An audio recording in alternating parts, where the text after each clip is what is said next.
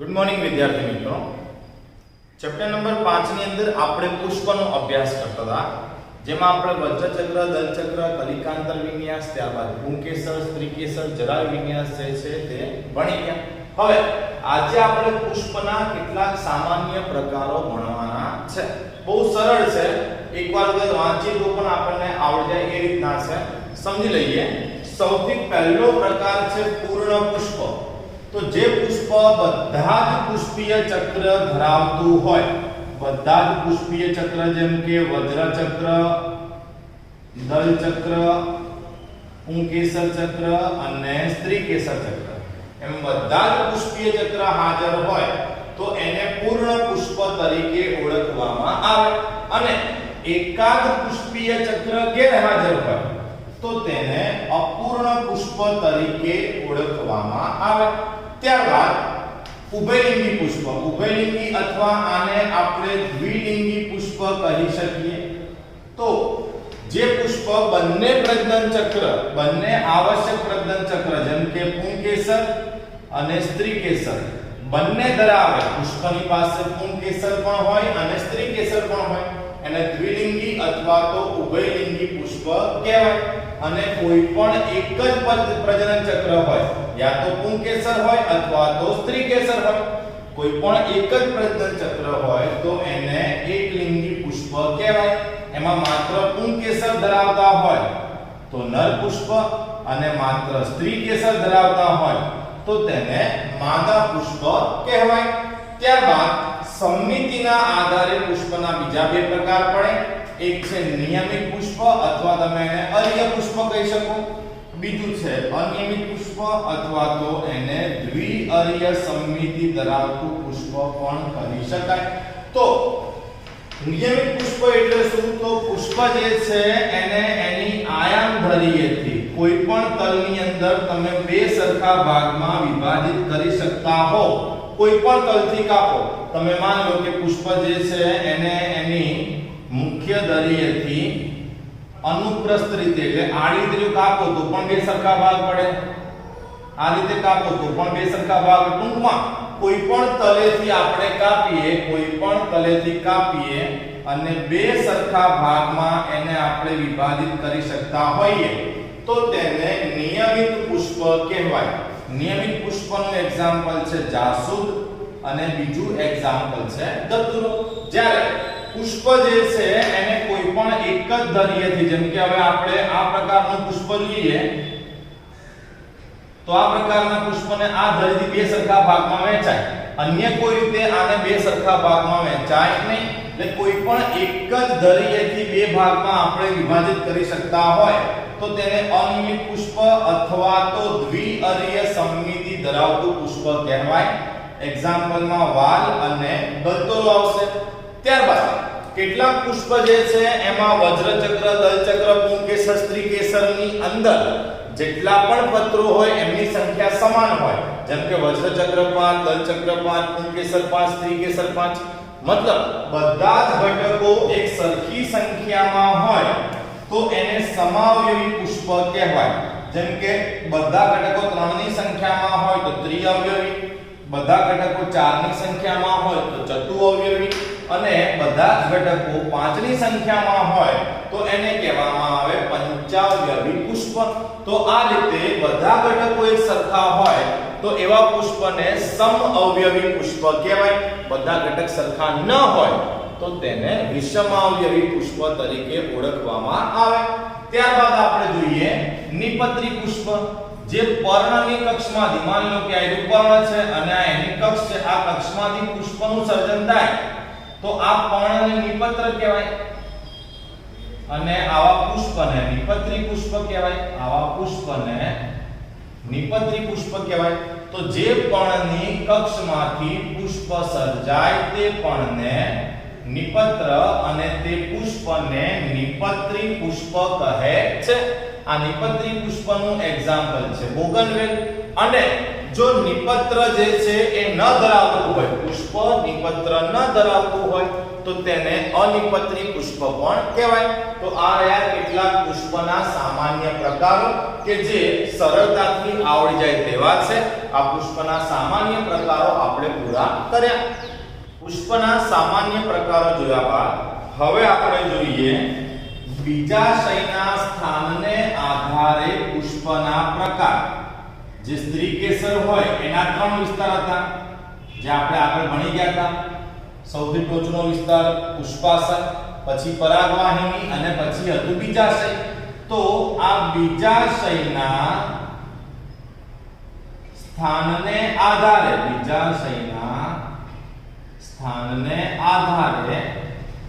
પુષ્પના પ્રકારો આપણે જોઈએ.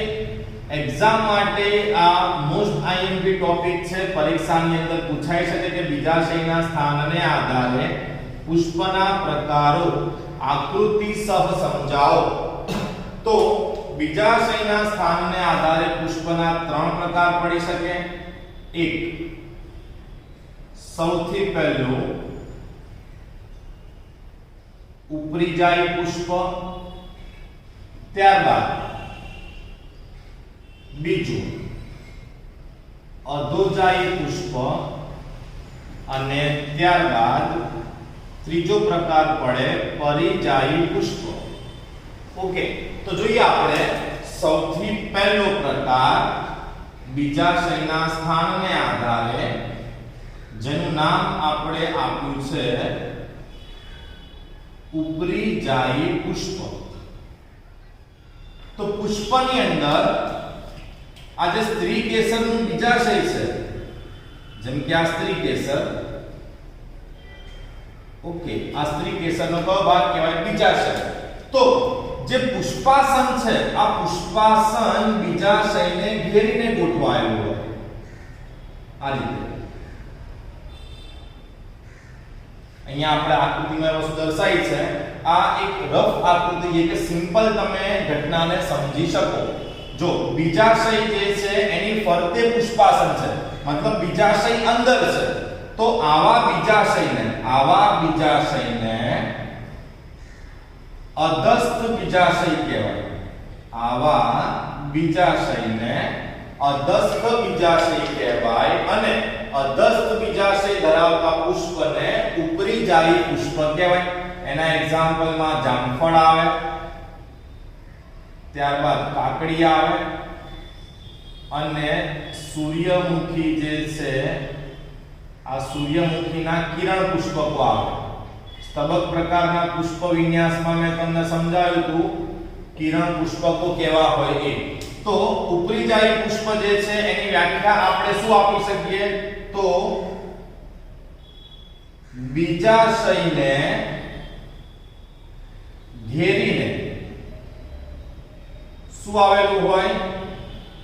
તો પુષ્પાસન આવેલું હોય, જેના કારણે બીજાશય અંદરની તરફ જોવા મળે.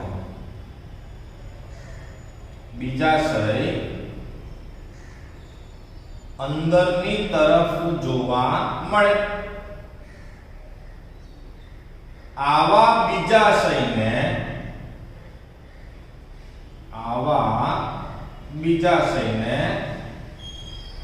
અધસ્થ બીજાશય અને આવા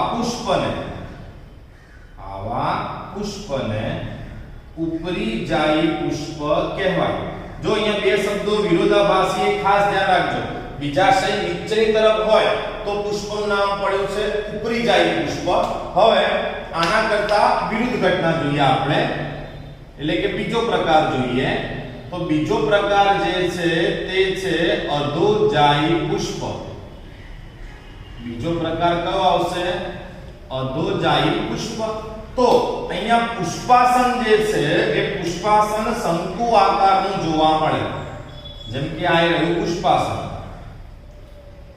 પુષ્પાસન જે છે એ આપણને શંકુ આકારનું આવું જોવા મળે અને એના કારણે સ્ત્રી કેસરનું બીજાશય છે. આ રહ્યું સ્ત્રી કેસરનું બીજાશય. આ બીજાશય ટોચ ઉપર ગોઠવાય. બીજાશય જે છે એ પુષ્પાસનની ટોચ ઉપર ગોઠવાય. તો આવા બીજાશયને ઉચ્ચસ્થ બીજાશય કહેવાય. શું કહેવામાં આવે? ઉચ્ચસ્થ બીજાશય. અને ઉચ્ચસ્થ બીજાશય ધરાવતા પુષ્પને અધોજાયી પુષ્પ તરીકે ઓળખવામાં આવે. આ જે અધોજાયી પુષ્પ છે એના એક્ઝામ્પલમાં આવશે રાઈ, ત્યારબાદ જાસૂદ અને અન્ય એક એક્ઝામ્પલ આવશે રીંગણ. બરાબર. અગેન આ સમજવા માટે મેં તમને રફ આકૃતિ સમજાવી છે. બાકી એક્ઝેક્ટલી અધોજાયી પુષ્પની આકૃતિ આ રીતની આપણને આપેલી છે, જેમાં બીજાશય ઉપરની તરફ ગોઠવાયેલું હોય અને પુષ્પાસન શંકુ આકારનું જોવા મળે. તો આની પણ વ્યાખ્યા આપણે લખી દઈએ કે પુષ્પાસન કેવા આકારનું હોય? તો પુષ્પાસન શંકુ આકારનું હોય. બીજાશય જે છે, બીજાશય પુષ્પાસનની ઉપર ગોઠવાયેલું હોય. આવા બીજાશયને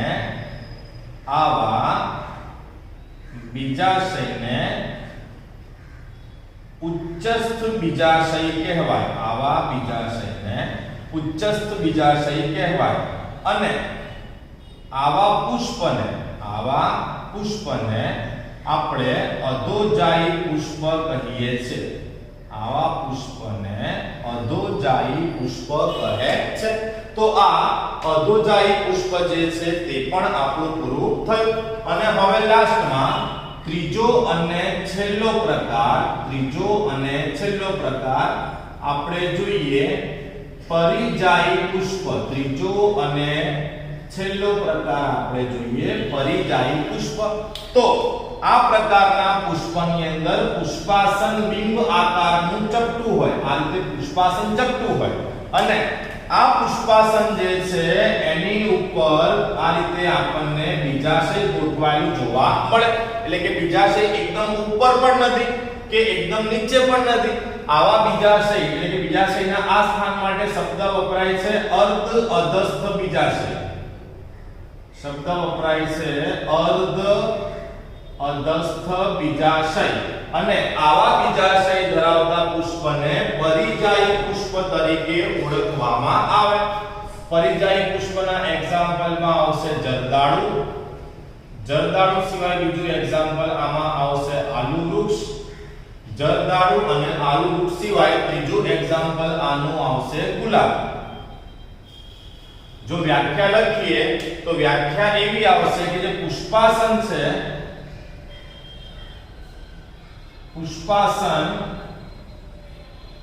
બિંબ આકારનું, પુષ્પાસન બિંબ આકારનું અને કેવું બને છે? ચપટું બને છે. જેના કારણે બીજાશય જે છે એ મધ્યમાં ગોઠવાયેલું જોવા મળે. આવા બીજાશયને આપણે અર્ધ અધસ્થ બીજાશય કહીએ છીએ. અને આવા પુષ્પને પરિજાયી પુષ્પ કહેવાય. આવા પુષ્પને પરિજાયી પુષ્પ કહેવાય.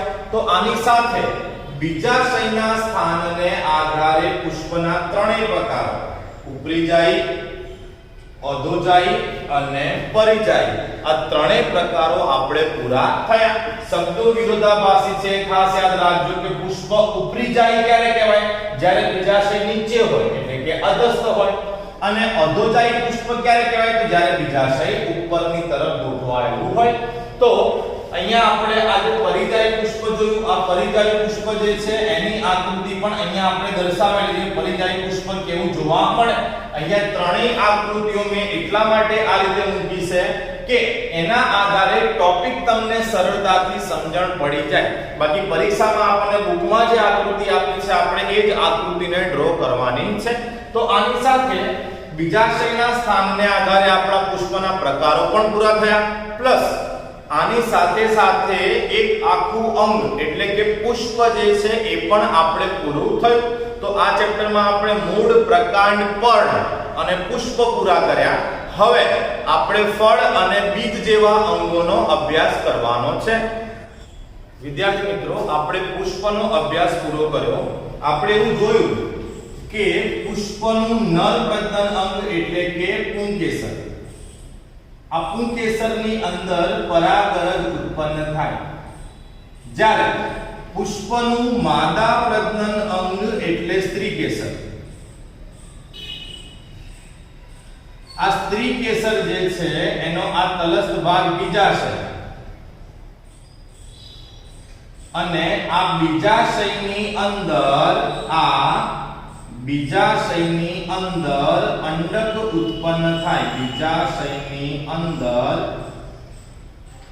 અંડક ઉત્પન્ન થાય. હવે સમજો કે જ્યારે પરાગાશયનું સ્ફોટન થાય ત્યારે એમાંથી પરાગરજ મુક્ત થાય. હવે આ જે પરાગરજ છે એ સ્ત્રીકેસરના પરાગાસન ઉપર આવીને બેસે. ત્યાર પછી એમાંથી પરાગનલિકાનો વિકાસ થાય. આ પરાગનલિકા આગળ વહન કરતી કરતી અંડક સુધી પહોંચે અને અંડકનું ફલન કરે. અંડક જે છે, અંડકની અંદર એક કોષ આવેલો હોય જેનું નામ છે અંડકોષ. આ અંડકોષનું આ પરાગનલિકા જે છે એના દ્વારા ફલન થાય. હવે એકવાર ફલનની પ્રક્રિયા પતી જાય ત્યાર પછી જે અંડક છે એ અંડકને બીજ તરીકે ઓળખવામાં આવે. એટલે આ જે અંડક છે આ અંડકનું નામ શું પડી જાય પછી? બીજ. અને આ જે બીજાશય છે આ બીજાશયને ફળ કહેવામાં આવે. એટલે કે બીજાશયનું રૂપાંતરણ શેમાં થઈ જશે? ફળમાં. તો પહેલા આપણે વ્યાખ્યા સમજીએ કે બીજ એટલે શું. વ્યાખ્યા આપણે સમજીએ બીજ એટલે શું. તો ફલિત અંડકને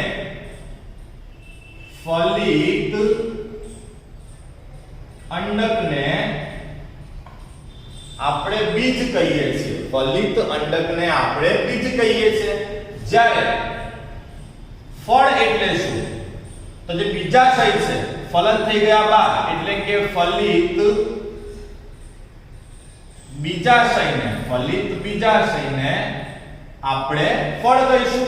મતલબ એકવાર ફલન થઈ જાય પછી જે બીજાશય છે એ બીજાશય શેમાં ફેરવાઈ ગયું? તો બીજાશય ફેરવાઈ ગયું ફળની અંદર. હવે ફળની અંદર કોણ રહેલું હોય? તો ફળની અંદર રહેલું હોય બીજ. અને બીજની અંદર ભ્રૂણનો વિકાસ થાય. બીજની અંદર કોનો વિકાસ થાય? ભ્રૂણનો વિકાસ થાય. એટલે હવે આ ચેપ્ટરની અંદર આપણે શું ભણવાનું બાકી છે? તો આપણે પહેલા ભણીશું ફળ. ફલિત અને પરિપક્વ બીજાશયને ફળ કહેવાય. એકવાર ફળ પૂરું થાય પછી આપણે ભણીશું બીજ. ફલિત અંડકને બીજ તરીકે ઓળખવામાં આવે. તો અહીંયા આપણે ફળ અને બીજની ખાલી બેઝિક ઇન્ફોર્મેશન આપી કે ફળ શું છે અને બીજ શું છે, પુષ્પ સાથે એ કેવી રીતે રિલેટ કરે છે. હવે આવતા લેક્ચરથી આપણે ફળ જે છે તેના અભ્યાસની શરૂઆત કરીશું. અહીંયા આજના લેક્ચરમાં આપણે અહીં સુધી રાખીએ છીએ. બરાબર, આપણે પુષ્પ સંપૂર્ણ પતી ગયું.